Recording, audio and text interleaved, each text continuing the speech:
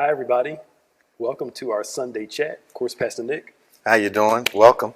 Bishop David G. Evans. We're so glad that you guys can join us today on this Sunday, but also live for our Connections group on Friday. Oh, yeah. Bishop. Oh, yeah. Taping this on Friday, our Connections group. They get the special offering every week. Yes, sir. They in it first. They get their questions answered live on Friday. I hope they jump on with us and share with all their followers and friends. And if you know someone that might benefit from this conversation, of course, this weekend is Men's Day, Men's Weekend, and we're discussing manhood today. Yes, sir. So it's a pretty popular subject. You know, Maya was just telling me that the daddy talk thing, I guess some of the ladies not listening to why I'm doing it.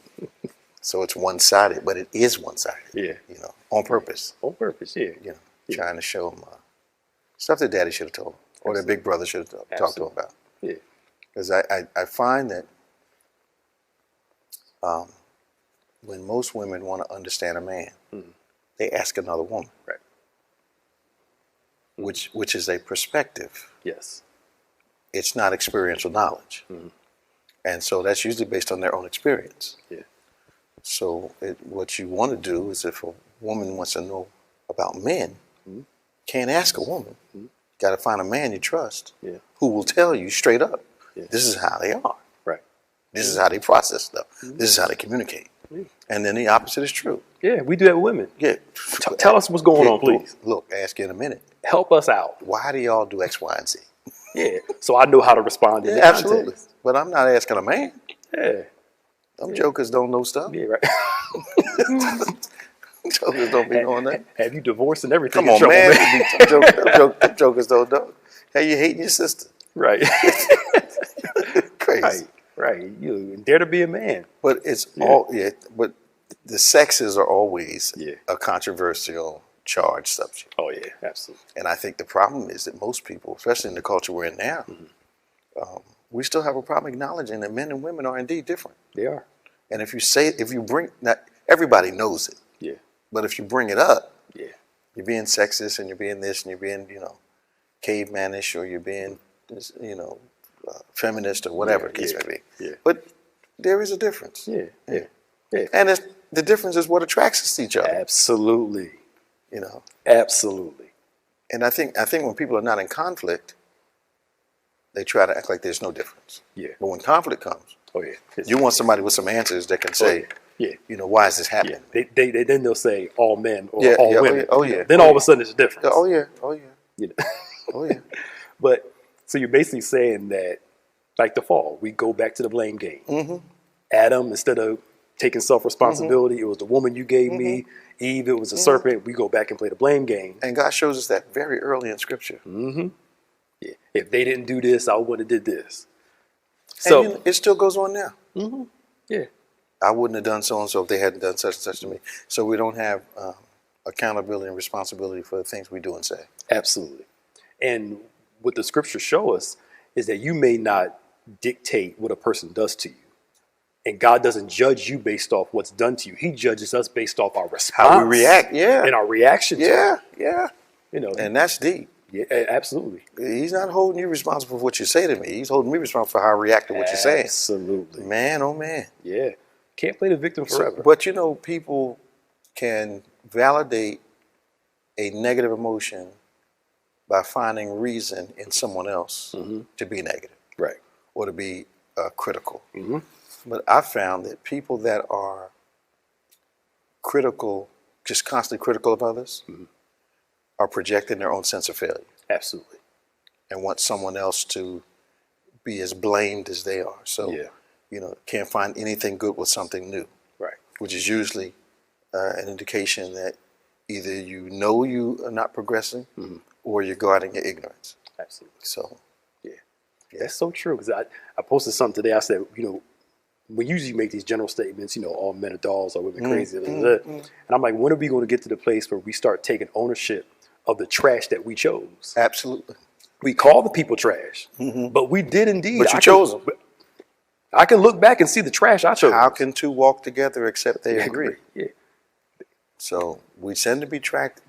We tend to be attracted to what we either desire to be or exactly what we are. Yeah. And in that context, then we complain. Here's the thing. We're both thieves, but I'm mad at you because you're one. Yeah. Yeah. What? You know, it's just crazy. I saw you steal from everybody else. And then why would you do that to me? Oh, yeah. I was okay with you doing to everybody else. And all of a sudden, but I never thought you would do that. Look, I've had friendships, relationships break up because of the way people spoke to their parents. Yes. Because I just figure if you're talking to your mother or father like that, it's going to be soon enough you're coming to me with it. Right. It may take a minute. Yeah. But, you know, once you get past that whole trying to impress phase, Yeah. That real you come out. here comes the show enough thing. Yeah. So that's interesting. Segueing into our conversation. Yeah. It's Men's Day today. We hope you're enjoying Dr. McMillan. Absolutely. He came through here a couple years ago. Yeah, Dr. Sean can do his tore thing. this place up, man. Yeah. So manhood. Yeah. In your mind, I guess where we should start is with Jesus and Adam before the fall. So when you think of manhood, because we've actually been talking around it this whole entire time. Sure. What comes to your mind to encourage the men, educate women about men, children their fathers, and I just think in the 70s and 80s, when the feminist movement was really 60s, 70s, 80s, when the feminist movement was really strong, some guys were actually ashamed to be men. Okay. And there was a feminization of men trying to be more like women, you know. And then what they found was a rebound effect. The strength that some ladies wanted, the assertiveness that some ladies wanted, the characteristics that they were attracted to, men started being less and less that. And then on the heels of the feminist movement, the cry came, where are all the men? I think it's happening again right now. Is it happening right now? I think it's happening right now again. You know, so and there was this generation of guys that couldn't handle any stress. Didn't think they should be expected to work. Yeah. Were not mature. You know, poor work ethic. I counseled enough women in 30 years to hear enough of them be disappointed with their fathers, their brothers, their cousins, their uncles. And the biblical definition, the thing about men is this. If you give a man a blueprint that shows him how God created him, he will start to self-correct. Right. Especially if he gets saved. Yeah. And starts yielding to the Lord. He'll start to self-correct. Absolutely. Because the model is in the book. Yes. You know, it's in the book. I mean, you got Adam is a working guy, Yep. a relational guy, a devoted guy, Yep. a worshiping guy. You know, he's sacrificial. I mean, he understands purpose and assignment. Yeah. Those are all things that God reveals about a man right from the gate. Yes, sir. So if we're looking for someone to imitate. God gives us this model, Right. that we can emulate in a lot of ways. Absolutely. That's good because you know you're right. We lost a lot of our models, and some of us were fortunate to have a grandfather that was a strong model to give us that balance. Yeah. And isn't it amazing, Pastor Nick? Now your grandpa was real traditional. My grandfather was very traditional, but not in the sense of being repressive. Yes. Open-minded, traditional men. Isn't it amazing that example laid the foundation for who you became later? Yes, sir. Yep. So in this context we're in now, when tradition and things that are old are just immediately disqualified, Right. decisions are being made where there is no foundation. Yes. I think decisions are made more accurately, carefully, successfully when there is a foundation to work from. Yes. It's like raising your kids. If they choose some other identity later on, that's their business. Yes. But they must have one to choose from. Yes. Yes. And I'm watching children that are living almost tortured lives because they don't know their identity. Right. They're responding to the cultural question that changes every 45 days. Yeah, absolutely. And the title list is this long now. Yes. So I'm looking to identify myself, but there's so many things I can call myself. So now I'm just fluid. Yeah. You know, I'm this one day. Yeah, I'm this just next day. fluid. I just, I go with how I feel one day. And what's cool is that when you get in trouble and when times get hard, you run back to the foundation. Absolutely. Because you're like, if we take a relationship example, if your mother or your father was good to you, you may go date some crazy people. Yep. But eventually that crazy is going to get tired. You say, I'm not used to this treatment because of the foundation, the model that I had. So we kind of curse it. Yeah. Until the model's proven. But the Bible says truth endureth through all generations. Yeah. So truth does not change. I think fundamentally we have to lay hold of truth, and from the foundation of truth, we can make other rational decisions. Okay, that's good. So, so manhood. One of the terms for it is weight bearer, which is basically what you're talking about. Yeah, you just somebody can hold some pressure. Yeah, and built to actually develop maturity under stress. Yes. Which a lot of men are being raised as boys with as little stress as possible. Yeah. It sabotages the growth of a man. Because if I can't take any stress in my own life, if asking me to clean my room is too much to ask, right? How is he ever going to take care of himself? And how is he ever going to take on the responsibility of a family? Right. So there's some fundamental steps that have to be taken. So you develop into someone who's concerned about more than yourself. Yes. Yes. And boys historically have been taught to only take care. Absolutely. All our games are about us. All our games are about fun. Let me ask you this question. Okay. The whole nature versus nurture thing that people debate usually. Most boy games are competitive, fun, winner stuff. Most girl games growing up is family oriented.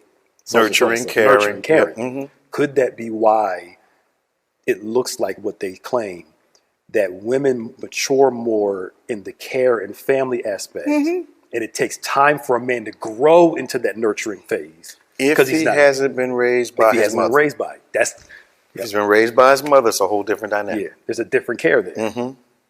Because she's teaching you how to take care of yourself. Yes. You need to come learn how to cook these eggs. You need to know how to iron your clothes, wash laundry, clean your room. She's teaching you all these fundamental skills so that you have a skill set available to assist other people. Yes. Yes. And she has to teach you nurturing, talk to you in ways that you understand what caring looks like. Right. Because today, I look at some of the people that are close to me, and they don't know how to care. They just know how to say they care. Yes. Okay. Yes. And you're right. And look, I don't care how progressive life is. Don't no woman want a man. If somebody break into the house, he look at her and say, "Babe, somebody broke in. You need to go downstairs and take care of that." Man, come on. I don't care how progressive y'all are. Come you on, do man. not want that. No. Here, take the gun. Go down there. Go down. Right. You want him to step up and protect the family. Come on, man. So, come on. To be able to handle some stress and take care of some stuff. I think there are things that both men and women should be able to do. Right. That we prefer the opposite sex do for us. Yes. And couples have to know what that is in their own context. Yeah. Yeah. That is so true. So we got this manhood piece, and we got to bring it up that Adam not only was a weight bearer, but he was also a priest too. Absolutely. Now, you've been in church longer than I have. A little bit. You can probably explain this better than I can.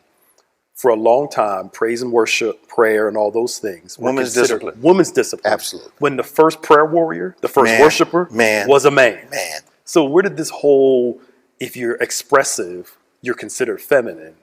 Because I've heard preachers reinforce that. I've heard a national preacher say, if you want somebody to get a breakthrough in prayer, don't call a man because they're quiet, they're reserved. Call a woman because she's loud. What's that got to do with effectiveness? Thank you. You're supposed to be praying from your own relationship. Right. And express that through your own personality. Yes. So somebody may go 100 miles an hour, but it doesn't mean that your contemplative, slowly spoken prayer is any less effective. Yes. So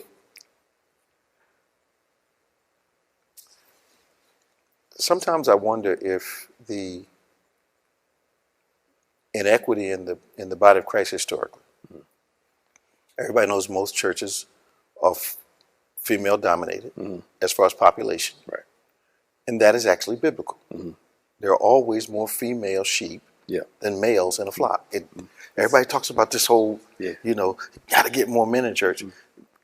The flock concept requires there's always more females than males. Yes. And the church reflects population.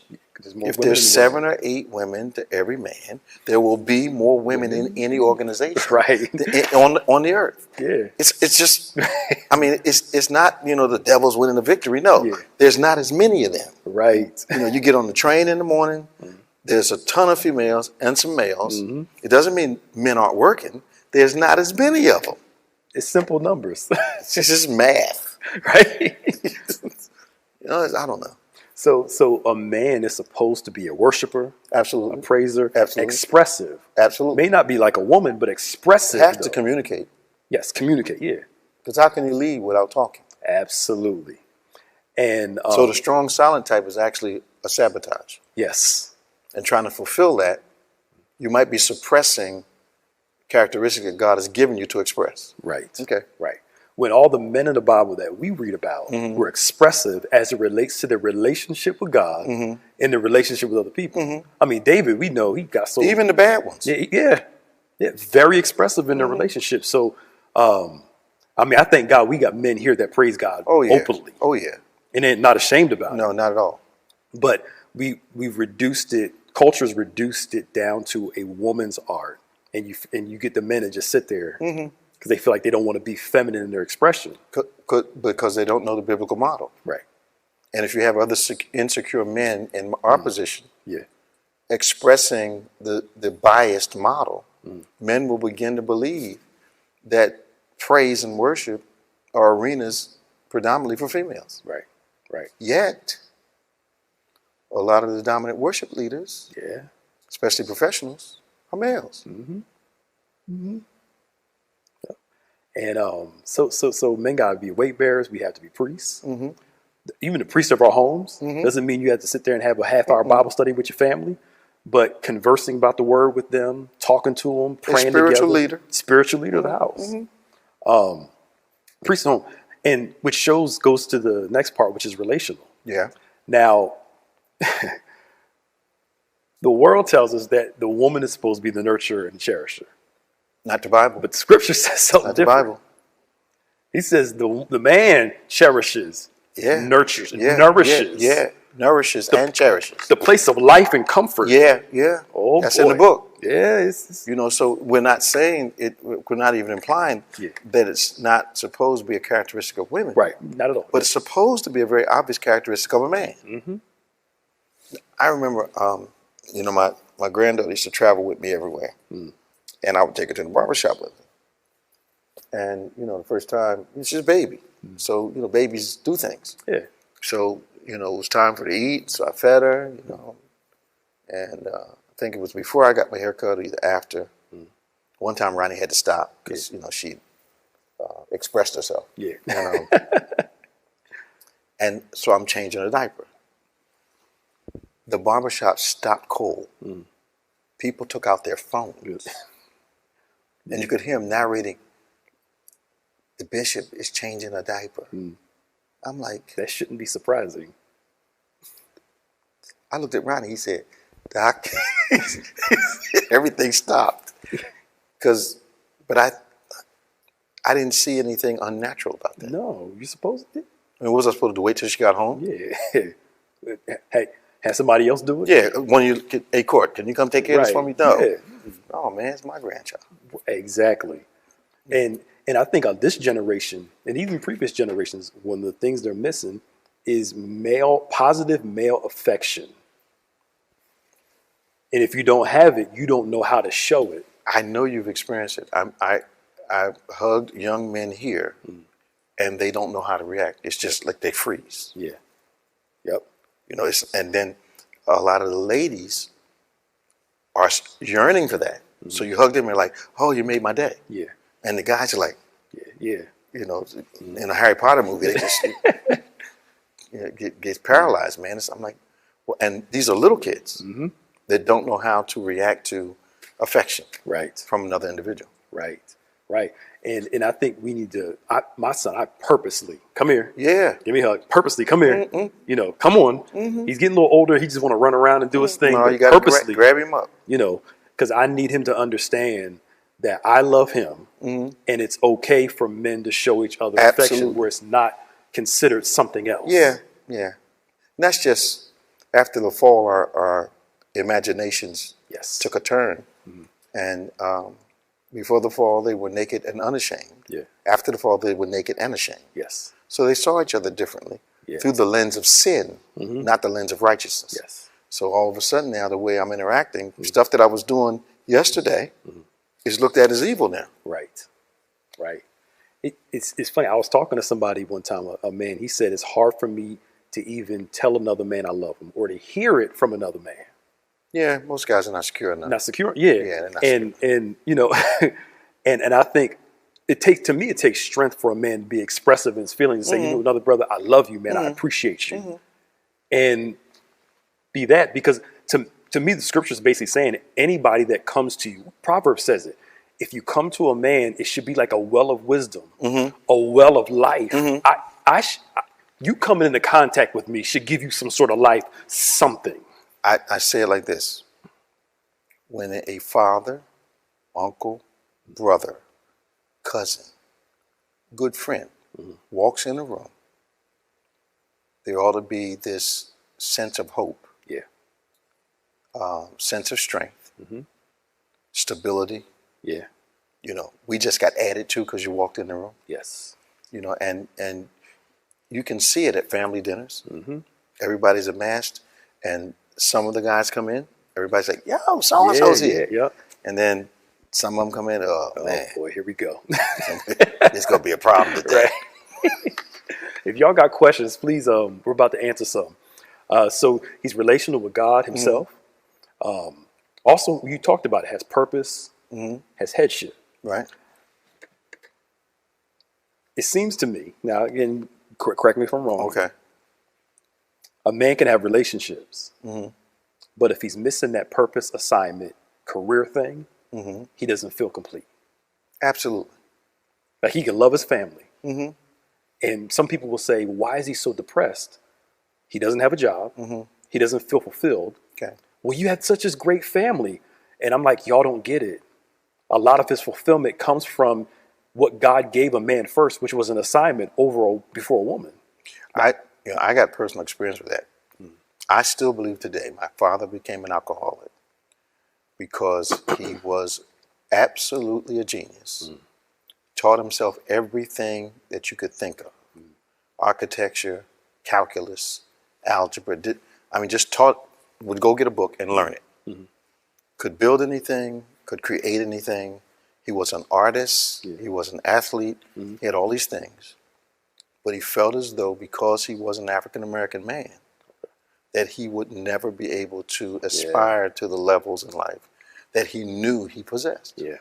I mean, he was good at everything they expected him to be good at. Okay. But there were things. Who teaches themselves calculus? Right. Yeah. Who does that? Yeah. It's hard enough to learn. Trigonometry. Geometry. Who teaches themselves that stuff? Yeah. You know, and he did it, but I would see him sit, brood, and drink all day because I think he was absolutely unfulfilled based upon what he thought his possibilities should be. Yeah. And we've been saying this I said this in a call or something, a business call. I was asked, what are your expectations? And I told the guy I was talking to, my expectations are consistent with the possibilities that you tell me. Yeah. And I think he knew his possibilities. He had an expectation, but he was not in an environment that they would be fulfilled. Okay. And he drank himself to death. Okay. You know, just trying to anesthetize, I think, dull the pain of his life. Yeah. And he would work. Oh, yeah. You know, had a good job for a guy back in the day. You know, $28 an hour, $25 an hour back in the 60s was a whole lot of money. Yeah. but he was unfulfilled because he knew he could do more. Yeah, and never do more. Yeah, And couldn't. yep. And we both have some of the same similar stories with our grandfathers. Your grandfather worked hard. You talked about the training. Yeah. My grandfather worked until his body was like, nah, bruh. Yeah. And my grandma was like, I can't stop him because he found his fulfillment. Yes, sir. In providing for his family, going to work, and he loved educating people. And when he couldn't physically do it the way he used to, he would still go to the school and do some sort of educating in some way, shape, or form. Yeah. And I think that gave him a lot of joy the older he got. Well, I think we've made the distinction before. For a man, work is not just what he does. Yeah. It is who he is. You know, and same with ministry. Yep. This ministry for me is not what I do. Yeah. Ministry is who I am. So it is a part of my identity, and I'm not rejecting that. Yes. You know, and it's. But I think we can. You know, I'm a father. It's not something I do. It's who I am. Yes. I'm a granddad. Same equation. Yeah. You know, I'm pastor. Same equation. Yeah. When I did athletics, same thing. Yeah. They call you a football player or a basketball player or a wrestler. Yeah. Because what you do becomes a part of who you are. It becomes a part of your identity if you're a man. Yep. Yes, sir. Yeah. That's true. And part of that identity, and we may step into some murky waters with this new crowd, is the headship role. Oh, absolutely. And headship for a man is not domination or dominion. It's leadership. It's leadership. Because you even teach that it's co-heirs. Yep. Partners working together between a man and a woman. But at the end of the day, when Eve ate the fruit, nothing happened. Right. When you read Genesis 3, Eve ate the fruit, nothing happened. When Adam ate the fruit, then their eyes were open. Yeah. When the leader fell, Yep. everything else started to fall. Yep. And I believe there's another, and we see it all the time, attack on men because they think we can go through society without them, when the reality is God created, I know I'm stepping in some waters now, Might as well. Go ahead. leadership role Yeah. for mankind. And without the men leading as relates to example and responsibility, not trying to put a woman down, Not subjecting. not subjection, but leading as it relates to if money gets tight in the house, she not working 3 jobs and I'm working 1. That's crazy. Or Yeah. I'm sleeping on the sofa and she going out working 2 jobs. There you go. That's shameful. There you go. Okay.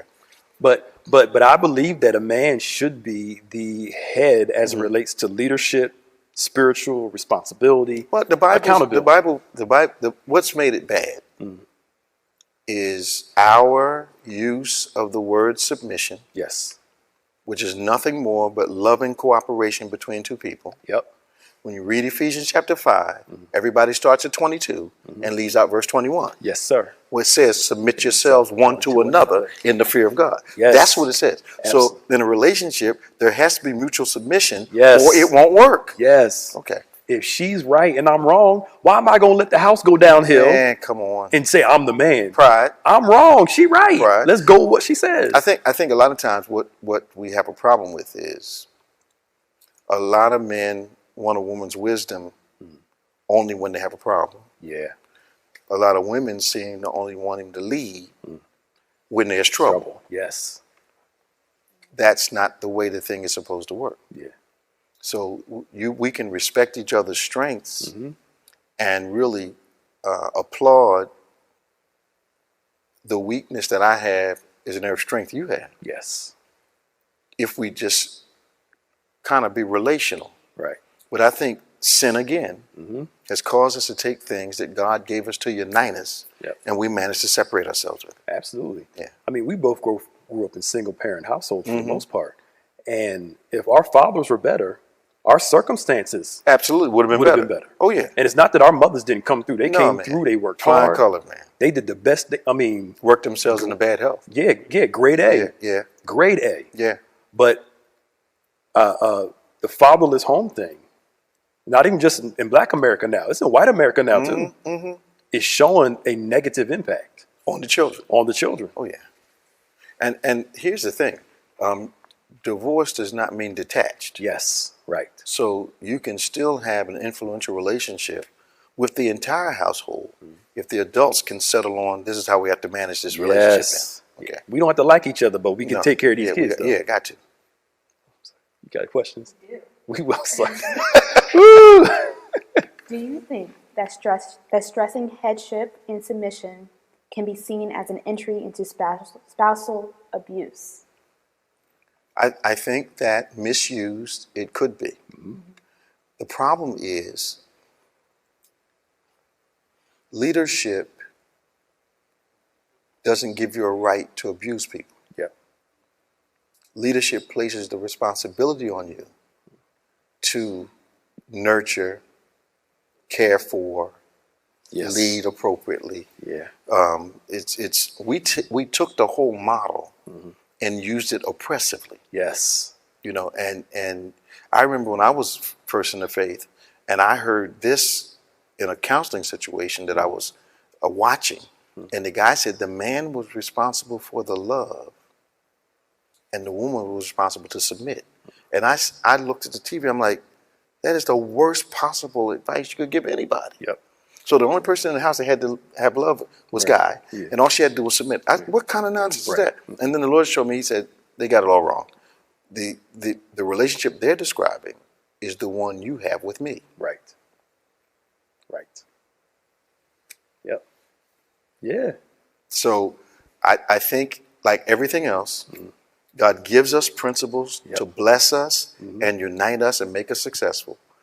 And out of a sinful nature, we can take those same things he gives us to bless us and cause them to be caustic and abusive. Completely misread the whole Yeah, just entire misread the text. whole thing. Submission has not, because it says, I didn't really mean to talk about this. No, go ahead.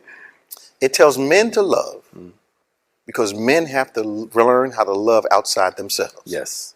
It tells, because that's his biggest area of challenge, Yep. is loving demonstratedly. Yes.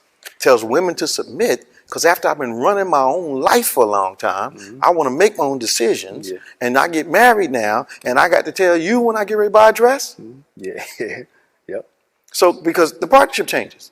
He can't run out and buy a car when he wants to. Yep. You can't go shopping when you want to. We got to sit down and talk about this thing. Yes. So we got a mortgage. You know, so we take things that God gives us and just totally aberrate them. Yeah. And you're right, because when a man got a good woman, he don't mind listening to her. Man, look. Tiff, like, I think we'll do this. Go ahead. But the other thing that I notice in a lot of couples when I'm counseling, that they want 20-year confidence in the first year. Yes. Right. So they want assurance and confidence, like they've shared their thought process with one another over a long period of time. Yeah. The first year. Right. Well, no, the first couple of years you are revealing your thought process. Yes. So 5 years into the game, when you say we need to do X, Y, and Z, the other person says when you want to do it, Right. because the process has been revealed. Yes. But we want 20-year operation with 20 minutes of relationship, and that's not going to work. It ain't gonna work. Yeah. How can a single mom raise a man that is sensitive but secure in his masculinity? That's easy. I mean, my mom, she treated us like boys. Yeah. And she let us do our boy thing. You know, and she said, look, I remember wholehearted where we were in the house. She said, you're not always going to have a woman to cook for you. You got to learn how to cook. You got to learn how to clean and learn to do so and so and so. And allowed us to discover who we were without putting who she wanted us to be. Absolutely. She was giving you all life skills. Yes. Yes. And I think that you know, we both came from single parent households, and my mom she knew she could not show me how to be. Yep. She knew she could tell me. Yep. So she would tell me what she knew. She would try to demonstrate what she could, but she got my granddad and my uncles to step in to do the show you part. Yeah. Now, she talked to me about everything, but the reality is she realized early on there's some things that she was a tomboy. Yeah. So I didn't have to find a guy to throw the ball. Yeah. Teach me how to pitch. Teach me how to catch. Yeah. Run the ball. Wilma taught me that. Yeah. You know, but you know, some guys don't have that. Yeah. And they need a strong man in the family. Right. But then again, when I was being raised, men observed that and would say, I'm gonna come pick him up and take him to X, Y, and Z. Yes. Yep. I'm gonna do this now. I'm not sure we haven't become too self-absorbed to notice what's going on around us. Absolutely. You're right. And the mentor programs, like when I was growing up, we started the SAGE program. So I was in these programs in church around other men. So it helped bring me into my manhood. Yeah. And my mom made sure that. I think a lot of parents now, we wait till the problem comes, then we want to get our child involved. We're letting our devices raise our children. Yeah, they are. Yeah. Yep. As a man, how can we learn to openly express ourselves without fear of being judged or being seen as weak? I think that is a relational issue. And I think this is anybody. You can't ask me for openness and then crush me with it later. Right. However, you do have to have responsibility when you communicate. Yes. And this is what I say a lot to people. Your freedom of speech does not eliminate my freedom to respond. Yep. If you can speak your heart the way you want to speak your heart, then you need to be ready for me to say what I want to say the way I want to say it. Yep. So you can't shoot me with an Uzi and ask me to use a water gun on you. Yep. That's not going to work. Yeah. So responsible communication would really work well. Absolutely. Yeah. Can you speak to balance? I know men who claim they want their boys to be tough and are abusive to their sons. I don't get the chauvinist mindset. Yeah. And I don't get the tough without tenderness mindset. I think it is masculine to know when to be hard. Yep. Masculine to know when to be sensitive. Yep. Masculine to know when to command. Masculine to know when you need to have a conversation. Yep. None of those. I don't know who said they were weak. Yep. But you know, there's times with all my children, and most of them have never heard me raise my voice until they push me too far. And I usually warn them, you're pushing me too far. Yeah. But most of the time it's a conversation. Yep. And what that does though, is I notice the parents that go off sometimes get a little better response than those of us that are quiet. Yeah. Because some of our kids don't take us seriously until we, you know, look a little, you know. Crazy. Yeah, you know. And sometimes, you know, I know I've decided it sometimes, you know, I'll be driving and I'll be like, okay, I need to go off today. Yeah, you plan it. Yeah. Yeah, just, you know, I need to go off. Yeah. Where's my volume going to be? What am I going to say? You know, that kind of thing. Yeah. And then go in and shock everybody. Yeah. Yeah. Everybody's like, yo, we went too far. Yep.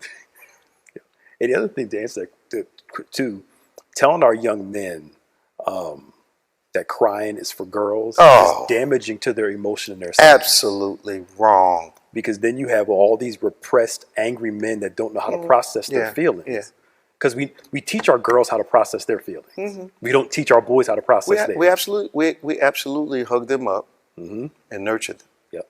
Now, I don't think a male child needs to cultivate whining. No, not that. No, not that. No. But tears for a real reason are appropriate. Yes, sir. And they're not the same set of tears that maybe you and I. Right. You know, the causes are different now. Yeah.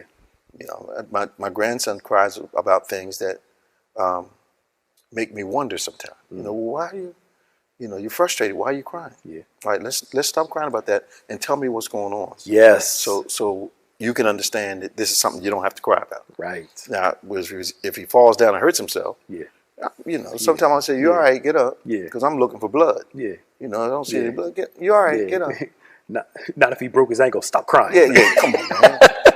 His leg all the way back. Thing all the way back here. Man up. Just. But you're right. Process. I do that with my son. Why are you crying? All right. Let's talk through your emotions. I want him used to be able to talk through. Because I've noticed he has a trait in him that will repress him and not want to talk about it. I'm like, nah, bro, we're going to talk about this. Yeah, come on out of there. Because I don't want you to be a violent man because you got all this stuff stored. Lazarus. No, come out. Come out. How does a father move past the guilt of leaving and start a new relationship with his kids? Start a new one with his kids? So he left and he wants to start. So he broke the relationship with his children because he left. Wow. For some reason, and I don't know what this dynamic is, a lot of men think divorce means detached. Yeah. And unfortunately, their relationship with the children is based on their relationship with their mother. Mm-hmm. Now, in a lot of cases, there's a lot of stuff behind the scenes going on Mm-hmm. with that, and the children actually become the football in a football game. Yeah. And that is absolutely mature on both people's parts. Mm-hmm. But I think that you can't reacquaint without talking about what happened, not in a blaming way, but in an informative way. Yeah. You know, there was some things were going on in my life. I reacted to them, and I look back now, it was the wrong way to react. You can't make the progress without that conversation. Yeah. You can't do it. Bishop, as a spiritual father, can you share with us some of the joys of being able to lead so many people? That's cool. My biggest thrill is people getting saved, people growing in God's word, that means their faith, and seeing people mature and win in the arenas of their lives. Yeah. Because our model's different. When I was coming through, they called you a Christian man, Christian husband, Christian son, Christian employer, Christian employee. Everything had a title to it. And they would try to achieve all of that without being a strong Christian. So our model is not to teach you a title, but to impact your discipleship so you become strong in every area that you endeavor to go into. And that's a reverse model, because the historic model of the church is, you know, you get two people in counseling. I'm going to teach you how to be a good Christian man. Well, if I don't have the foundational faith, I can't do it. Yep. So we took the model and flipped it, turned it inside out. Yeah. What we're going to do is impact your discipleship. That'll make you a better dad, better husband, better boyfriend, better employer, better employee. Yeah. And it works. Yeah. It's just not as flashy. Yeah. Yeah, it's just not as flashy. Yep.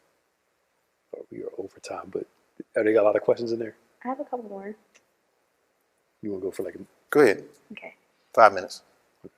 As Black men, what are some things we should be teaching our children and our youth? Well, I mean, I think with the youth nowadays, it's nothing new under the sun. It's the same thing. It's responsibility, Accountability. accountability. Yep. Headship.